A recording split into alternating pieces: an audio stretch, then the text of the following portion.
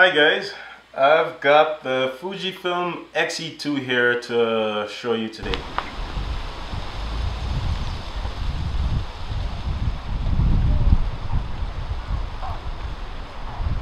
I love the actually love the viewfinder. It just makes it natural.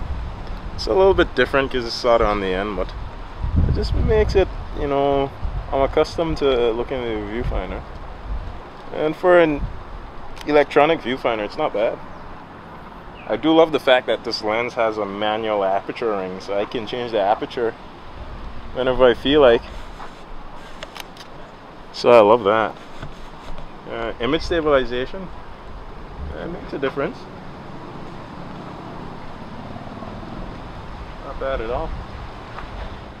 For shooting street photography, you're running around and you're just asking strangers to take their photos.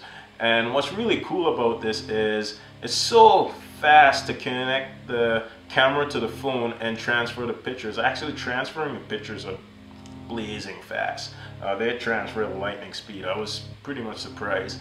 For example, I went downtown, I went into the coffee store and just got a coffee, and well, actually the lady that was making my coffee saw the camera and she's like, oh, that's a pretty cool camera. Then she looked at it again, she's like, is that a film camera? It's like, no, it's actually a digital camera. It's pretty neat.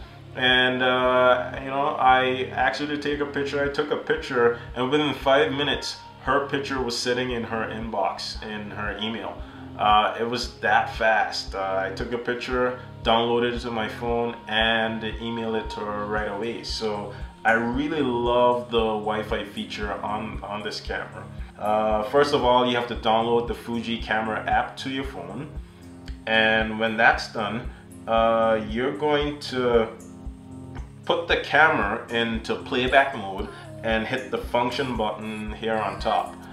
When the camera is in playback mode, that function button activates the Wi-Fi, which is pretty good because some cameras have a hard setting for the Wi-Fi, which means it's always on, and there's two settings. You can turn it on and leave it on all the time, or you can turn it off. That actually kills the battery, so this camera has a nice design where it turns the Wi-Fi on only when it's needed. So again, put the camera into playback mode and turn that Wi-Fi on by hitting that button. And then on your phone, what you're going to do is you're going to go into your settings, your Wi-Fi settings, and connect to the camera as if you were to connect to a home router. The Fuji camera is going to show up in your list of available networks. Connect to it on your phone, and after you're doing that, go back to the Fuji app and connect to the camera through the app. And then magically on the camera it will say, hey, do you want to transmit this photo, which would be the recent photo you took. So you can just scroll through all the photos on the camera, and when you find one that you want to transfer to your phone, hit OK, and then just watch it how fast, well, at least for me, how fast it transfers to the phone.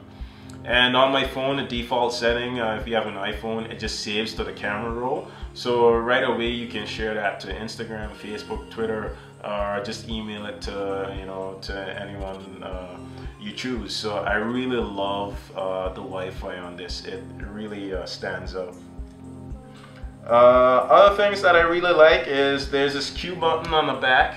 It's sort of a quick menu button. If you hit that, it sort of brings up just common features that are quite often used with the camera, and you can just use the D-pad, move around, and just adjust the settings with that little quick wheel on the back. So really love that for just how quick it is to get in there. One thing I also love about this camera is the scene modes.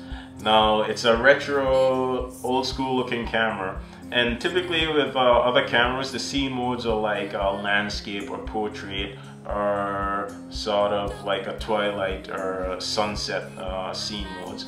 Well, with Fuji, the scene modes actually replicate different styles of film. that were used with the old school film cameras back in the day. So you have your Velvia and you've got your monochrome film scene modes, and they actually give a different sort of look in terms of the vibrance and the saturation, or the monochrome modes, such as the black and white film and the scene modes that are in here. There are 4 black and white scene modes in here, and I love them. I found I shot mostly in black and white with this camera. For some reason I just love how it just rendered the tones and gave that nice difference between the contrast, the brightness and the shadows in the images. So personally, I feel that this camera really excels shooting in you know, those scene modes, and the black and white scene modes especially. Let's talk about the lenses for a sec. These X series lenses from Fuji are awesome. They have that manual aperture ring on there that has a really smooth throw with a little click in there, so you can actually click through all your stops. Really love it. And the kit lens that comes with the X-E2, it's an 18 to 55 variable aperture starting at 2.8. And that's awesome. You get a really fast kit lens with this camera. I was amazed. I took this image with the kit lens at 18 with the aperture stopped down to 2.8, and I really love the shallow depth of field. Also, some of these lenses, they have that optical image stabilization in there, which is really good. I found it came in handy shooting at those slower shutter speeds. And also talking about that, I find the X-E2 really great at shooting in low light. I shot this image at ISO 6400 at 15th of a second, aperture of 3.2, and I really love it. I think it handles noise pretty well at low light, and I shot this image handheld at 1/15th of a second. So the optical stabilization in here really helps, and combining that with the low light performance of this camera, you've got one beast of a camera for taking photos.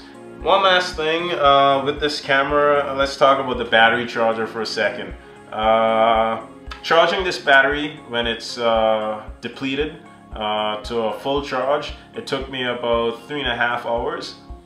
And that's, you know, it's not the fastest, but it's not the slowest, so it was pretty reasonable. I was okay with that. One thing to note is when you put that battery in, when it's dead, there's a green light that lights up here, and it's a constant green light, and next to that green light it says charge. When I put it in first, I thought that that battery was already charged, so don't be mistaken. The green light actually turns off when that battery is fully charged. So yes, you know, it's typical for green to say, hey, it's green, it's good to go. But in this case, the green light actually turns off when that battery is fully charged. So again, it took me 3.5 hours to get this thing fully charged up, and I found that was okay.